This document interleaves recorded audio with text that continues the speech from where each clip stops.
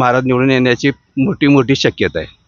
नक्कीच राम मंदिर बांधलं बरोबर आहे हो. राम मंदिर बांधलं म्हणजे का भारताचा विकास झाला का? IT पार्कचा विकास आपल्या कुठल्याही पक्षाच्या आतापर्यंतच्या कार्यकर्त्यांनी केलेला नाही. त्यावरती त्यांनी लक्ष घालावं, कारण कोल्हापुरातली मुलं पुन्हा मुंबईसारख्या ठिकाणी जाऊन कार्यरत राहतात. सुरू होती त्यावेळेला चुकून बोलले गेले यशवंतराव चव्हाणसारखा माणूस की फाटक्या गादीचा एवढा अभिमान कशाला पाहिजे, तर त्यांना कोल्हापूर बंद केलं. इथली पाण्याची पाईपलाईन आहे. दिवाळीला तुम्ही पाण्यानं आंघोळ करणार असं म्हटलं होतं, पण ते अद्याप पाणी आलं नाही. पक्षापेक्षा अशी कोल्हापूरची भावना आहे. म्हणजे इथं काय डेव्हलपच झालेलं नाही. म्हणजे कोल्हापूर मुद्द्याच्या बाबतीत बोलाल तर मागील 5 वर्षामध्ये जरी काही विद्यमान खासदार असतील तरी त्यांच्याकडून कुठल्याही विकासाच्या मुद्द्यावर कोणतंच काम झालेलं नाही अशी. आणि कोल्हापूर लोकसभा मतदारसंघ हा संपूर्ण देशामध्ये सध्या चर्चेचा विषय झालेला आहे. मनात नेमकं काय चाललंय, कोल्हापूरकरांना आपला आगामी खासदार म्हणून कोण हवा आहे याबद्दल सध्या जाणून घेण्यासाठी मी रंकाळा परिसरामध्ये आलेलो आहे. काय सांगाल, कोल्हापूर लोकसभा मतदारसंघामध्ये सध्या आता निवडणुकीची चुरस सुरू आहे, काय सांगू शकता? आहे आता महाराज उभारलेले आहे. संजय मंडलिक विद्यमान खासदार होते ते उभारलेले आहेत. आणि आता विद्यमान खासदारांनी महाराजांच्या विषयी मोठी चुरस चालू लागलेली आहे. आणि याच्यामध्ये आता आपल्याला जाणवतं आहे की महाराज हे निष्कलंक पाठी आहे. प्रत्येकाला काम करण्याची उमेद असते, इच्छा असते. त्यानुसार त्यांना काम करण्याची एकदा इच्छा मिळावी अशी आमच्या ज्येष्ठ नागरिकांची आमची इच्छा आहे. का शाहू महाराज का, काय सांगू शकाल? शाहू महाराज म्हणजे तुल्यबळ दोनच उमेदवार आहेत. एक संजय मंडलिक आणि शाहू महाराज आहेत. आणि शाहू महाराजांना काय मत द्यावं, तर त्यांना त्यांच्या घराण्याचा काहीतरी इतिहास आहे, काहीतरी करण्याची त्यांना संधी द्यावी आणि प्रत्येक संधी मिळावी. आता संजय मंडलिकना एक माझ्या माहितीप्रमाणे हे मिळालेलं आहे, संधी मिळालेली आहे. त्यांनी आता काय केलं आहे ते तो भाग वेगळा आहे. आता शाहू महाराजांनी एक आपल्या करवीर राष्ट्रीयतर्फे त्यांना मिळावी अशी आमची सर्वांची इच्छा आहे. नक्कीच. परंतु मध्यंतरीच्या काळामध्ये, आता काही दिवसांपूर्वीच संजय मंडलिक जे आता सध्या विद्यमान खासदार आहेत त्यांच्याकडून छत्रपती यांच्या वारसाचा मुद्दा उपस्थित केला होता, त्याबद्दल काय सांगाल? वारसाचा मुद्दा उभा करणे हे चुकीचं आहे. कारण काय माहिती आहे काय, तुमच्या पायाखालची वाळू घसरली असं सर्वसामान्य लोकांचं मत व्हायला सुरुवात झालेलं आहे. आणि त्यामध्ये तुमच्या चिरंजीवनी वीरेंद्र मंडलिक आहेत, त्यांनी पण ते असं बोलायला नको पाहिजे होतं. शेवटी शाहू महाराज म्हणजे शाहू महाराजांचं घराणं आहे आणि त्याप्रमाणे ते वागत आहेत. आणि त्यांनी आता जरी समजा काय उभा केलं नसलं तर त्यांच्या पूर्वजांनी उभा केलेला आहे, त्याची ते देखभाल करत आहेत. आणि संजय मंडलिक आणि त्यांच्या मुलांनी असं बोलणं हे करवीर वासियांच्यातर्फे मला तरी वाटतंय की एक हे जनक उद्गार आहे त्यांचे. म्हणजे त्यांनी प्रत्यक्षरित्या अपमानच केलेला आहे छत्रपती घराण्याचा, असं तुमचं मत आहे? अपमान असं मी समजत नाही. लोकांनी जर ठरवलं की हा अपमान आहे तर त्याचा ते पुरेपूर वापर करून महाराजांना एक परत निवडून देतील अशी माझी इच्छा आहे. म्हणजे जनभावना हीच आहे महाराजांच्या बाजूने? हा, महाराजांची जनभावना म्हणजे ते सगळ्या तालुक्यामध्ये समजा कागल तालुका या तिघांचा जरी धरला तर बाकीच्या तालुक्यामध्ये महाराजांना अगदी निर्वात हे मिळणार आहे, मताधिक्य मिळू शकेल. आणि त्यामुळे महाराज निवडून येण्याची मोठी मोठी शक्यता आहे. नक्कीच महाराजांच्या बाजूने जनमताचा कौल आहे असं तुमचं मत आहे. सर, तुम्हाला काय वाटतं की सध्या आता जी काही निवडणूक सुरू आहे, शाहू छत्रपती एका बाजूला आहेत ज्यांना एक प्रचंड मोठा सामाजिक वारसा आहे कोल्हापूरच्या इतिहासाचा, महाराष्ट्राच्या इतिहासाचा, राजर्षी छत्रपती शाहू महाराजांचे ते वंशज आहेत. आणि दुसऱ्या बाजूला विद्यमान खासदार म्हणून संजय मंडलिक उभे आहेत. त्यांनाही एक राजकीय परंपरा आहे, ती भली छत्रपतींच्या इतकी मोठी नाही आहे परंतु एक राजकीय परंपरा आहे. राजकारणाच्या कोल्हापूरची जाण त्यांना आहे आणि ते समोर उभे टाकलेले आहेत शाहू महाराजांच्या. काय सांगू शकाल? काय आता सध्याचं जे लोकमत आहे ते शाहू महाराजांच्या बाजूनच आहे, मंडलिकांच्या बाजूनं नाही आहे. नक्कीच. तुम्ही काय सांगू शकाल की सध्या विकासाच्या कुठल्या मुद्द्यांवर किंवा कुठल्या मुद्द्यांवर ही निवडणूक समोर प्रकर्षाने येते पुढं, असं तुम्हाला वाटतं?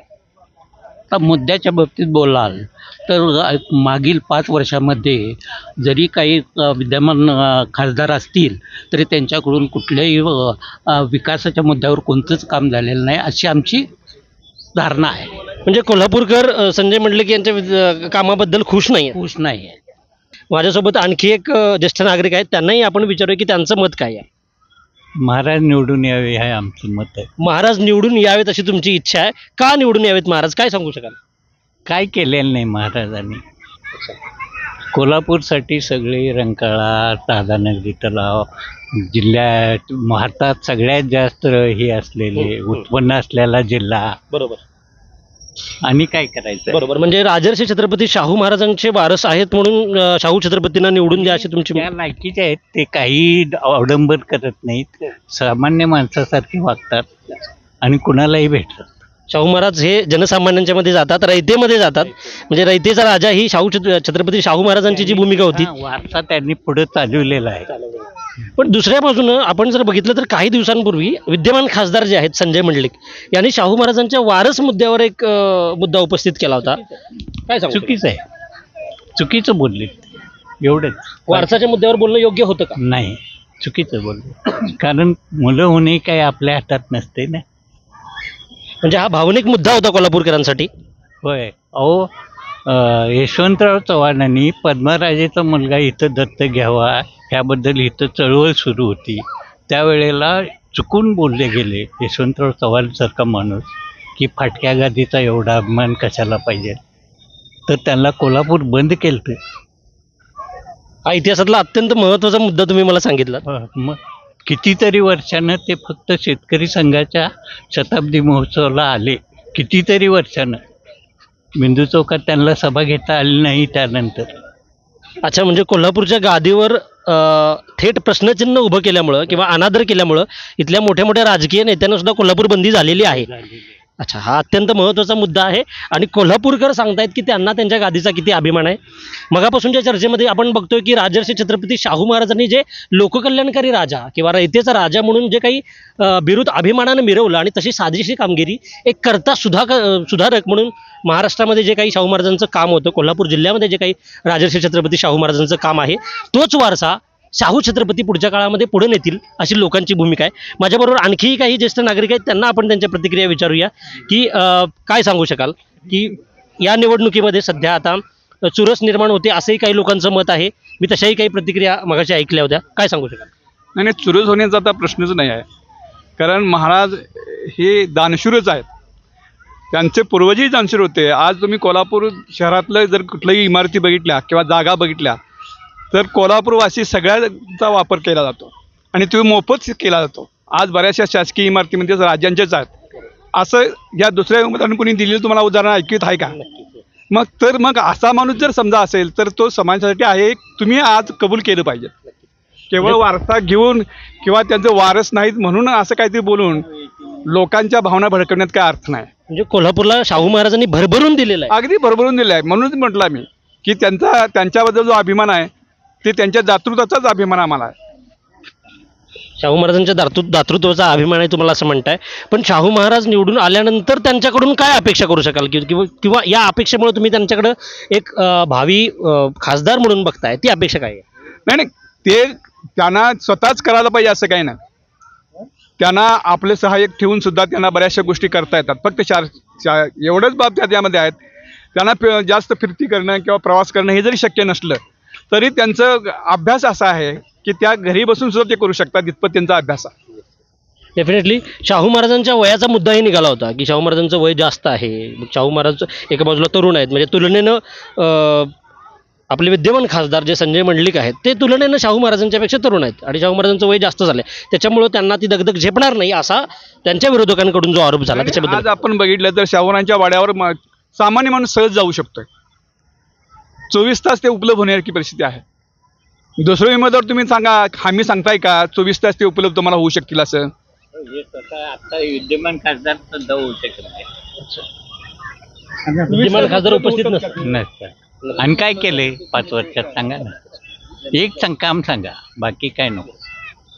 आता या सगळ्या चर्चेमध्ये अजून एक मुद्दा या ठिकाणी उपस्थित होतोय किंवा तो मला प्रश्न या लोकांना विचारावासा वाटतो, या ज्येष्ठ नागरिकांना, तो की कोल्हापूरच्या किंवा एकूण भारतभरातल्या सगळ्या लोकसभेच्या ज्या काही निवडणुका आहेत त्या निवडणुकांमध्ये मोदींचा करिश्मा उभं करण्याचा प्रयत्न केला जातो किंवा मोदींच्या नावावरती मतदान मागितलं जातं. काय सांगू शकाल? नरेंद्र मोदी भारताचे पंतप्रधान आहेत आणि त्यांना तिसऱ्यांदा पंतप्रधान म्हणून निवडून देण्यासाठी तुम्ही संजय मंडलिक यांना निवडून द्या अशी भूमिका मांडली जाते. काय सांगा? नाही, तुम्ही ज्या सुधारणा करायला की नाही, ह्या सुधारणा लोकांच्या करावरच करायला आहे. लोकांचे कर भरमसाठ वाढवून तुम्ही सुधारणा दाखवत असला की नाही तर ते लोकांना पसंत होत नाही, कारण त्यांना जगण्याचीच आता परिस्थिती हे आहे, अवघड आहे. आणि अशा परिस्थितीत तुम्ही जर कराचा बजेट त्यांच्या डोक्यावर चालला असाल तर ते तुम्हाला कसे मतदान करतील याचाच विचार करणं आवश्यक आहे. म्हणजे लोकांच्यावर कराचा बोजा तुम्ही वाढवताय आणि त्यातून विकास कामं दाखवताय आणि त्यातून मतं मागताय, हा चुकीचा पारडा आहे असं तुम्हाला म्हणायचं आहे. अगदी बरोबर. नक्कीच. मुळामध्ये कोल्हापूरची भूमी ही पुरोगामी भूमी आहे. कोल्हापूरची भूमी ही परिवर्तनाची भूमी आहे. राजर्षी शाहू छत्रपतींनी जो विचार आपल्याला दिला त्या विचारांची पायमल्य होणार नाही याची काळजी कोल्हापूरची जनता वारंवार घेत असते. तुम्हाला काय वाटते, कोल्हापूरचा पुरोगामी विचार आणि आत्ताचे शाहू छत्रपतींचा विचार हा पुढे नेण्यासाठी तुमची भूमिका काय आहे? नाही नाही, आम्हाला खात्री वाटते की आता जे आमचे शाहू महाराज आहेत हे ते पूर्वीचा वारसा चालवतील आणि त्याचा फायदा आम्हा सगळ्याला, ह्या नवीन हे असतील नागरिक असतील, जुने नागरिक असतील, त्यांना होणार याची खात्री सगळ्यांनाच आहे. काय सांगू शकाल, सध्याची जी निवडणूक आहे ती काही ठिकाणी अशी मतं मांडली गेली की ती चुरशीची आहे. काही ठिकाणी लोक म्हणतात की नाही, शाहू छत्रपती हाच इथला हेच इथले भावी खासदार असतील आणि हाच आमचा सक्षम पर्याय आहे, कारण ती परंपरा फार मोठी आहे. तुमचं काय मत आहे? आता जे आपल्याला जे मोदींचा जो करीमेबद्दल आपण बोलला, तर त्यांनी जे अच्छे दिन म्हणलेत, पण अच्छे दिनमध्ये गॅसची जे किमती किती जे भरमसाठ वाढवल्या, पेट्रोलच्या किमती काही कमी केल्या नाहीत, रस्ता विकास कार्यक्रम हाती घेतला, पण पूर्ण नैसर्गिक संपत्तीचं त्यांनी ऱ्हास केला. जवळजवळ 100 वर्षापूर्वी जुनी झाडावर सगळी जमीन दोस्त केली. यामध्ये शासनाचं काही त्यात केलं नाही, फक्त त्यांनी जनतेचं नुकसान जास्त केलेलं आहे आणि जनतेच्या फायद्यासाठी कोणत्याही प्रकारे त्यांनी काय कार्यवाही केलेली नाही. इन्कम टॅक्स वाढवला, लोकांची सगळे महागाई वाढवली, प्रत्येक जीवनावश्यक वस्तूवर 18% GST वाढवला. 18% GST म्हणजे प्रत्येक जुलुमशाहीसारखंच काम केलं झालं, हुकुमशाहीसारखं काम केलं झालं.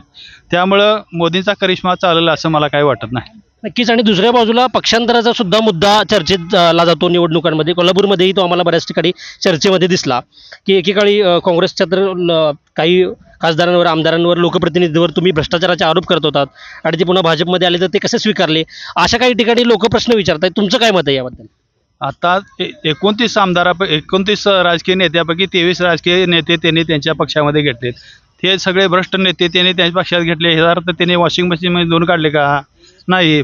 फक्त त्यांनी काय केलं, त्यांचा वापर केला आणि त्यांच्या जे आर्थिक पैशापासून त्यांचं शोषण केलं आणि ते लोक आपल्याकडे घेतले, जेणेकरून म्हणजे मोठ्या प्रमाणात आर्थिक व्यवहार झाला तुमचा असं झाल्याचं असं स्पष्ट दिसून येतंय, असं मला वाटतं. ते नक्कीच. मग या ठिकाणी ही अशी भूमिका मांडली जात असताना कोल्हापूरचा एक सक्षम पर्याय म्हणून तुम्ही म्हणता की शाहू छत्रपती या ठिकाणी पुढे आलेले आहेत. काय सांगू शकाल की ही जे काही तुम्ही म्हणताय त्याप्रमाणे जी हुकुमशाही आहे त्या हुकुमशाहीला तोंड देण्यासाठी कोल्हापूरचा सक्षम खासदार म्हणून शाहू महाराज हा पर्याय असू शकेल? शाहू महाराज हे छत्रपती शाहू महाराजांचे वंशज आहेत आणि ते रयतेच्या राजाप्रमाणेच कार्य करतील अशी माझी अपेक्षा त्यांच्याकडून आहे आणि ते रयतेसाठीच काम करतील. आणि आता जो वयाचा मुद्दा आपण जो मांडला, तर वयामध्ये त्यांचं थोडंफार जर वय जास्त असलं, परंतु त्यांचे जे सक्षम कार्यकर्ते त्यांच्या मार्फत ते सगळे कार्यप्रणाली अवलंबून आणि चांगल्या प्रकारे कोल्हापूरचा विकास करतील. आता जी रखडलेली पाण्याची पाईपलाईन आहे, दिवाळीला तुम्ही पाण्यानं आंघोळ करणार असं म्हटलं होतं, पण ते अद्याप पाणी आलं नाही. रोज प्रत्येक आठवड्याला हे काम सुरू आहे, ते काम सुरू आहे असं सांगितलं जातं आणि प्रत्यक्षात त्यामध्ये कोणत्या तरी प्रकारे खो गाठला जातो, जेणेकरून जनतेची पिळवणूक चालली असं दिसून येते. त्यामुळं रयतेच्या राजासारखं शाहू महाराज काम करतील अशी माझी अपेक्षा आहे. थेट पाईपलाईनचा मुद्दा तुम्ही या ठिकाणी सांगितला, तर त्याचं काम रखडलेलं आहे. थेट पाईपलाईनच्या पाण्यानं आम्ही आंघोळ करू अशी राजकीय नेत्यांकडून घोषणा झाल्या होत्या, त्या पूर्ण झाल्या नाहीत असं तुमचं मत आहे. काय अडचणी आल्या असतील किंवा काय हे काम अडकले असं तुम्हाला वाटतं? राजकीय स्तरावरती आणि त्या अंतर्गत हेवे दाव्यामुळे हे काम अडकले असं मला वाटतंय. आणि रस्त्याचा विकास जो व्हायला पाहिजे कोल्हापूर जिल्ह्यात किंवा इंडस्ट्रियल एरियाचा विकास व्हायला पाहिजे, त्या दृष्टीने त्यांनी कोणत्याही प्रकारे कारवाई केली नाही. जसं पुण्यामध्ये IT हब झाला, बेंगलोरला IT हब झाला, तसं आपल्यामध्ये कोणत्याही प्रकारची विकासात्मक कामे केलेली नाहीत आणि त्या दृष्टीने त्यांनी प्रयत्न पण केलेले नाही. कोणताही खासदार असो, आमदार असो, यांनी फक्त स्वतःसाठी कार्य केलं असं मला वाटतंय. नक्कीच. कोल्हापूरच्या सामान्य नागरिकांच्या, कोल्हापूरच्या ज्येष्ठ नागरिकांच्या भूमिका जर आता आपण बघितल्यात तर त्या शाहू छत्रपती हाच आमचा एक सक्षम पर्याय आहे, शाहू छत्रपती हेच आमचे भविष्यातील खासदार आहेत अशीच दिसते. लोकांच्या प्रतिक्रिया स्पष्ट आहेत की त्यांना विकासाचा पुढचा पर्याय म्हणून शाहू छत्रपती दिसत आहेत.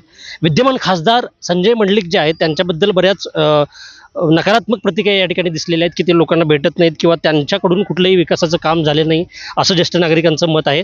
आपण अजून पुढे जाऊया. काही नागरिक या ठिकाणी बसलेले आहेत, आपण त्यांच्याशी सुद्धा संवाद साधूया की त्यांचं नेमकं या सगळ्याबद्दल, या निवडणुकीबद्दल आणि एकूण सगळ्या या सध्या राजकीय जी काही चुरस सुरू आहे त्याच्याबद्दल काय मत आहे, आपण विचारूया. कोल्हापूरची निवडणूक सध्या सुरू आहे. देशभरातल्या लोकसभेच्या निवडणुका सुरू आहेत. कोल्हापूरमध्ये चुरस दिसते असं काही ठिकाणी म्हटलं जाते. एका बाजूला शाहू छत्रपती हे कोल्हापूरच्या छत्रपती घराण्याचे उमेदवार म्हणून सध्या रिंगणामध्ये उतरलेले आहेत आणि दुसऱ्या बाजूला विद्यमान खासदार संजय मंडलिक सुद्धा उभे आहे. काय सांगू शकाल? कोल्हापूरच्या बऱ्याच लोकांचं असं म्हणणं आहे की छत्रपती शाहू महाराज निवडून यायला पाहिजे आणि त्यांच्यासाठीच म्हणजे लोकांच्या अपेक्षा जास्त आहेत शाहू महाराजांच्याकडून.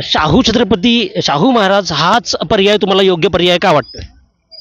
कारण शाहू महाराजांचे जे छत्रपती शाहू महाराजांचे जे वंशज आहेत ते म्हणजे त्यांनी जर राधानगरी तलाव जर बांधला नसता तर कोल्हापूरच्या लोकांना पाणी पण मिळालं नसतात सध्या अशी परिस्थिती आत्ता पण आहे. त्यामुळे त्यांचं जे त्यांनी जे काम केलेलं आहे त्या कामामुळं आणि हे त्यांचे वंशज आहेत आणि त्यामुळं हे कुठेतरी उत्तरादायित्व कोल्हापूरच्या लोकांचं आहे. म्हणजे कोल्हापूरच्या लोकांची उतराईची सध्या भावना आहे की जे राजर्षी छत्रपती शाहू महाराजांनी कोल्हापूरवर जे काही अनंत उपकार केलेले आहेत त्याची एक भावना कुठेतरी कोल्हापूरकरांच्या मनात आहे. हां, बरोबर आहे.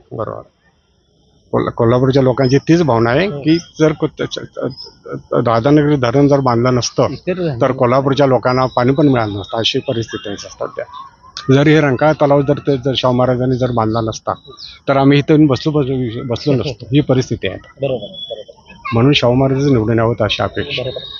शाहू महाराज हे राजर्षी छत्रपती शाहू महाराजांचे वंशज आहेत, परंतु विद्यमान खासदार संजय मंडलिक यांच्याकडून एक असा मुद्दा उपस्थित केला गेला ज्यानं राजकीय वातावरण प्रचंड पेटलं. त्यांनी शाहू महाराजांच्या वारसाचा जो मुद्दा होता तो थेट वंशज असल्याचा एक मुद्दा उपस्थित केला. त्याच्याबद्दल काय सांगाल? नाही, थेट वंशजाचा काही संबंध नाही आहे. ते थेट वंशज असेल पाहिजे त्याचा काय संबंध आहे? शाहू महाराज कागलचे त्यामुळे त्यांना असं वंशजाचा इथे काय संबंध आला? राजकारणात वंशजाचा काय संबंध? नक्कीच महत्त्वाचा मुद्दा आहे. म्हणजे राजर्षी छत्रपती शाहू महाराज हे सुद्धा थेट वंशज नसताना त्यांनी जे काही लोककल्याणाचं काम केलं ते ग्रेटच होतं आणि ते वारसाचा मुद्दा महत्त्वाचा नाही असं तुम्हाला म्हणायचं? असं आहे, बरोबर आहे. वारसाचा मुद्दा इथं महत्त्वाचा नाही. विकासाच्या मुद्द्यावर कोल्हापूरचे नागरिक काय म्हणतायत? काय मुद्दे आहेत तुमचे? काय इतर जे पाण्याचे वगैरे म्हणा, रस्ते म्हणा, जे बाकीच्या ज्या सुविधा पाहिजे त्या व्हायला पाहिजे. कोल्हापूरमध्ये कोल्हापूर एवढं म्हणजे जे आतापर्यंत जर राजकीय लोकांचं जर बघितलं ट्रॅक बघितला आतापर्यंतचा तर राजकीय लोकांनी म्हणजे राजकीय लोकांच्यामुळं कोल्हापूरचा विकास झाला असं म्हणताच येणार. जर साखर कारखाने सोडले तर आता आपल्या इथं आय टीसाठी काही नाही झालेलं. इथलं मुलं सगळी ना पुन्हा बेंगलोर मुंबई इकडे सर्व्हिसला जातात. म्हणजे तरुणांच्या रोजगाराचा मुद्दा जो काही IT हब सारखे मुद्दे आहेत ते त्याच्याबद्दल अजिबात नाही. कोल्हापूरच्या मुलांच्यासाठी ना काहीच नाही ते केलं. MIDC सारख्या मोठे कारखाने देखील इथं आपल्या इथे कुठे इंडस्ट्री आल्या?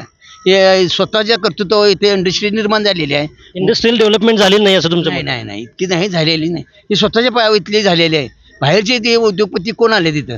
मोठे उद्योग यायला पाहिजे ते आलेलेच नाहीत. इथले काही स्थानिक मोठे झाले, बाहेरचे कोण असं आलेलेच नाहीत आणि इथं तसं काय त्याचा वाव दिलाच नाही त्याला. याला कोल्हापूरचे आतापर्यंत खासदार जबाबदार आहेत असं तुमचं मत? असं म्हणण्यापेक्षा सर्व पक्षांनी किंवा सर्व आमदार खासदारांनी सगळे मिळून जे करायला पाहिजे ते केलेलं नाही. बरोबर, नक्कीच सगळ्यांनी एकत्र यावं आणि काम करून हे कोल्हापूरचा विकास होणं महत्वाचं आहे. राजकारण ते बाजूला राहून दे, फक्त इलेक्शन पुरतं. इलेक्शन संपल्यानंतर सर्वांनी एकत्र यायला पाहिजे आणि कोल्हापूरचा विकास व्हायला पाहिजे अशी आमची अपेक्षा. म्हणजे विमानाचं असून दे, इतर ज्या पाहिजे त्या सुविधा सगळ्या व्यवस्थित त्याचा विकास व्हायला पाहिजे. त्यामुळे इतर कारखाने जर इंडस्ट्रीत येईल काहीतरी मोठी उद्योगधंदे येतील जर ते व्यवस्थित चाललं तर, नाही चाललं तर काय हे उपयोगच होणार नाही. म्हणजे राजकारणाच्या वेळी राजकारण केलं पाहिजे आणि इतर वेळी सगळ्या राजकारण्यांनी एकत्र येऊन सर्व पक्षांनी एकत्र येऊन कोल्हापूरच्या विकासावर काहीतरी मॉडेल दिलं पाहिजे असं तुमचं मत आहे. नक्कीच आपली ही अत्यंत महत्त्वाची प्रतिक्रिया मांडलेली आहे. काय सांगू शकाल आता कोल्हापूरच्या या इलेक्शनच्या संदर्भामध्ये वेगवेगळ्या मुद्द्यांवर मगापासून चर्चा करतोय आपण, काय सांगू शकाल? पक्षापेक्षा का नाही आता यांचं जे राजकारण आहे ते सर्व पक्षाचे कोणतरी असा एक उमेदवार असा पाहिजे की कोल्हापूरचा विकास त्याने केला पाहिजे असा एखादा उमेदवार पाहिजे पक्षापेक्षा, अशी कोल्हापूरची भावना आहे. म्हणजे इथं काय डेव्हलपच झालेलं नाही. म्हणजे कोल्हापूरकर म्हणून त्यांना कोल्हापूर बद्दल त्याची आत्मीयता त्या उमेदवाराची असली पाहिजे असं म्हणतात पाहिजे. मग तो कोणत्याही पक्षाचा असू दे त्यानं कोल्हापूरसाठी काहीतरी केलं पाहिजे. नक्कीच. आता इतक्या वर्षात आम्ही आता बघतोय म्हणा तसं कोल्हापूर डेव्हलप झालेलं नाही. काही कोल्हापूरचं विकास त्यांनी केलेला नाही. हे राजकारण जे चालले हे राजकारण कोल्हापूरकरांना आता नको आहे. आता सध्या दोन पर्याय आहेत तुमच्या समोर. एक महत्त्वाचे दोन पर्याय आहेत प्रामुख्यानं पुढे आलेले. एक आहेत शाहू छत्रपती आणि दुसरे आहेत सत्ताधारी किंवा ज्यांना आपण विद्यमान खासदार आहेत संजय मंडलिक. दोन खासदार आहेत, दोन उमेदवार आहेत, दोन पर्याय आहेत आणि दोन महत्त्वाच्या निवडी आहेत तुमच्यासाठी. कुठली निवड त्यातली जास्त भारी पडेल? नाही, जास्त भारी म्हणण्यापेक्षा आता शाहू महाराजांचं वय जादा झालेलं आहे. त्याच्यामुळे ते काय करू शकतील हा संभ्रम आहे. बरोबर. संजय मंडलिकने पूर्वी काय केलेलं नाही ते बदनाम झालेले आहे. बरोबर. त्याच्यामुळे आता दोन्हीकडे हे चाललेलं आहे. लोकच कन्फ्यूज आहे. हा, लोक कन्फ्यूज झाले. कुणाला निवडून द्यायचं हे लोकांना समजत नाही कधी कधी. असं जर हे लोकांच्या मध्ये संभ्रम अवस्था. संभ्रम अवस्था आहे. अच्छा. खरे ह्याच्यामध्ये एकच कोल्हापूरकरांचं हे आत्मीयता आहे की कोल्हापूरचा आता विकास हा झाला पाहिजे. आता बाद झालं ते बरोबर. राजकारण. म्हणजे काही ठिकाणी अशाही प्रतिक्रिया आहेत की बाबा आमचा विकास करा, उमेदवार कोणी असो. करावं. मग ते कोणी उमेदवार असू दे, कोणत्याही पक्षाचा असू दे, अच्छा. पक्षाचे काही संबंध आता कोल्हापूरकरांना नाहीच आहे. हे सामान्य कोल्हापूरकरांची अशी अपेक्षा आहे की हो, आमचा 100% आणि कोल्हापूर फक्त कोल्हापूर बद्दल बोलत नाही मी. ऑल ओव्हर जर आपल्या भारताचा जर विचार केला ते धर्म बाजूला राहायला पाहिजे. आणि लोकांनी रस्त्यावरती आल्यानंतर धर्म विसरून मी भारतीय आहे हा विचार सगळ्यात महत्त्वाचा आहे. राम मंदिर बांधलं बरोबर आहे. हो, राम मंदिर बांधलं म्हणजे काय भारताचा विकास झाला का? एक युपीमध्ये काहीतरी झालं ते राम मंदिर बांधलं, सगळ्या गोष्टी खऱ्या आहेत. पण त्याच्यामुळे रोजगार वाढले का? किंवा जे मुलं शिक्षण झालेलं आहे त्या शिक्षणाचा फायदा त्या राम मंदिरमुळे झाला का? त्यामुळे सगळ्यात महत्त्वाचा रोजगाराचा खरा प्रश्न आहे. आणि भारताचा विकास म्हणजे फक्त 5 किलो धान्य दिलं किंवा 10 किलो धान्य दिलं त्या माणसाला फक्त त्याचं घर चालणार आहे. हो, त्याला रोजगार मिळणार आहे का? त्या व्यक्तीची किंवा त्या कुटुंबाची प्रगती होणार आहे का? तुम्ही त्यांना आळशी बनवायला लागलेलं आहे असं माझं मत आहे. तुमच्या बोलण्यातून एक महत्त्वाचा मुद्दा मला असा दिसून आला की धार्मिक कट्टरतावाद वाढलेला आहे आणि तो धार्मिक कट्टरतावाद हा देशाच्या विकासासाठी चांगला नसतो असं तुमचं मत आहे. काय सांगा? खरंच आहे ते. धर्म ना आपल्या घरामध्ये पाहिजे. बघा, रस्त्यावरती मी आलो ना मी भारतीय आहे हे प्रत्येक व्यक्तीनं मांडलं पाहिजे. आणि आपण आपला हा देश हा निधर्मी देश आहे. तर निधर्मी देशाप्रमाणे आपण भारतामध्ये राजकारण चालतं का हा खरा मुद्दा आहे. आणि ते चालतच नाही असं माझं मत आहे. भारताच्या संविधानामध्ये सुद्धा असंच म्हटलेलं आहे, तुम्ही जी आता भूमिका मांडली ती की धर्म हा व्यक्तिगत पातळीवर तो असतो, कुटुंबाच्या पातळीवर तो असतो. परंतु जेव्हा तुम्ही तुमचा उंबरठा ओलांडता तेव्हा तुमची भूमिका ही सार्वत्रिकदृष्ट्या भारतीय म्हणूनच असली पाहिजे आणि हा अत्यंत महत्त्वाचा. बरोबर आहे. आपण घरातून बाहेर पडलो ना तुम्हाला काय देवाची पूजा अर्चा करायची किंवा काय करायचं तुमच्या धर्माप्रमाणे तुम्हाला आचरण करायचं ते तुम्ही घरामध्ये करा ना. त्यामध्ये कोणाला आडकाठी करायची कोणाचा काही संबंधच नाही. पण ज्यावेळेला मी रस्त्यावरती त्यावेळेला मी भारतीय आहे, मी निधर्मी आहे. ही भूमिका प्रत्येक व्यक्तीची पाहिजे तरच भारताचा विकास होऊ शकतात. नाहीतर वितुष्टता निर्माण होण्याची शक्यता दोन धर्मामध्ये 3 धर्मामध्ये 4. आणि भारत असा आहे की जगातला कुठलाही धर्म भारतात नाही असं नाही. जगातले सगळे धर्मीय लोक भारतामध्ये राहतात. तर प्रत्येक व्यक्तीनं माझा धर्म हा माझ्या घरातच ठेवला पाहिजे. अत्यंत महत्त्वाची भूमिका या चर्चेमधून पुढे आलेली आहे. एक आत्ता अत्यंत महत्त्वाचा मुद्दा मांडला की भारतामध्ये आपल्या धार्मिक कट्टरतावाद वाढत आहे आणि त्याच्यामुळे रोजगारासारखे जे महत्त्वाचे मुद्दे आहेत ते पाठीमागे जात आहेत. धर्म हा घरामध्ये असला पाहिजे, चौकटीच्या आत असला पाहिजे आणि रस्त्यावर जेव्हा आपण येतो तेव्हा आपण नागरिक म्हणून आलो पाहिजे आणि ती भूमिका अत्यंत महत्त्वाची असते असं एक मुद्दा या ठिकाणी एका सरांनी मांडला आणि जो महत्त्वाचा आहे असं मला वाटतं. आजकाल राजकारणामध्ये म्हणा किंवा या लोकसभा निवडणुकीमध्ये बऱ्याचदा धार्मिक कट्टरतावादाचे मुद्दे समोर येत आहेत. परंतु त्याचबरोबर लोक जागरूक आहेत काही ठिकाणी आणि ती अशा पद्धतीची भूमिका मांडत आहेत ज्याचा विचार या निवडणुकीमध्ये मोठ्या प्रमाणात होईल असं मला वाटतं. मी पुढे जातोय आणि या ठिकाणी अजून एक ज्येष्ठ नागरिक उपस्थित आहेत. मी त्यांना त्यांची प्रतिक्रिया विचारतो की काय सांगाल? IT पार्कचा विकास आपल्या कुठल्याही पक्षाच्या आतापर्यंतच्या कार्यकर्त्यांनी केलेला नाही. त्यावरती त्यांनी लक्ष घालावं कारण कोल्हापुरातली मुलं पुन्हा मुंबईसारख्या ठिकाणी जाऊन कार्यरत राहतात. म्हणजे त्यांच्या विकासाचा त्यांनी विचार करायला पाहिजे. नाही आता आहे ते बाहेर ठीक आहे पण इथून भवितव्यात घडणाऱ्या मुलांसाठी IT पार्कचं सेक्शन डेव्हलप होणं हे फार महत्त्वाचं आहे. कोल्हापूर म्हणजे IT हबचा विकास होणं, IT पार्कचा विकास होणं असं तुम्हाला हां गरजेचं आहे.